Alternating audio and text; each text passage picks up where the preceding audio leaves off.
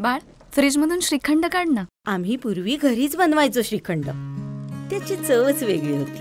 आता काय सगळं रेडीमेड. आजी, हे श्रीखंड खाऊन बघ.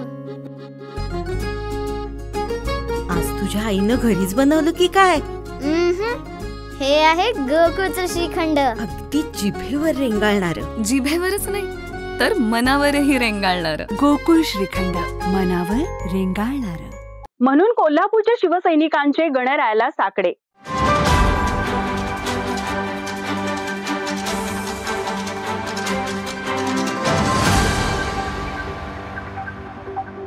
जिल्ह्यासह राज्यात महायुतीला नेत्रदीपक असं यश मिळालं. महायुतीने महाविकास आघाडीचा राज्यात अक्षरशः धुव्वा उडवला आहे. जिल्ह्यातून 10 पैकी 10 जागा जिंकत महायुती अभेद्य बनली. राज्यातील विधानसभा निवडणूक महायुतीने एकनाथ शिंदे, देवेंद्र फडणवीस आणि अजित पवार यांच्या नेतृत्वाखाली लढवली. आता महायुतीने विजय मिळवल्यानंतर चर्चा रंगली ती महाराष्ट्राचा मुख्यमंत्री कोण होणार याची. भाजपच्या आमदारांना वाटते की देवेंद्र फडणवीस हे मुख्यमंत्री व्हावे, तर शिवसेना शिंदे गटाला वाटते की पुन्हा एकदा एकनाथ शिंदे यांना मुख्यमंत्रीपदी संधी मिळावी.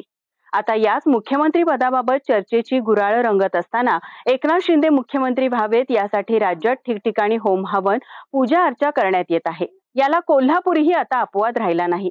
एकनाथ शिंदे मुख्यमंत्रीपदी विराजमान व्हावेत यासाठी कोल्हापुरात चक्क शिवसैनिकांनी गणरायाला साकडे घातले आहे.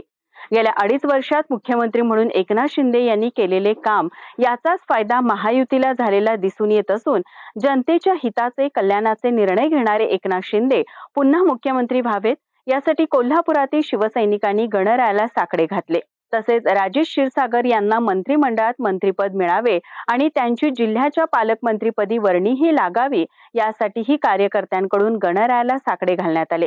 यावेळी सुमित साटम, संग्राम बावडेकर, प्रशांत नलवडे, विशाल पाटील, अक्षय घाडगे, कैलाश मेढे, यश लोहार यांच्यासह कार्यकर्ते उपस्थित होते. माझा महाराष्ट्र न्यूजसाठी कॅमेरामन नाज अत्तारसह अमृता पवार, कोल्हापूर.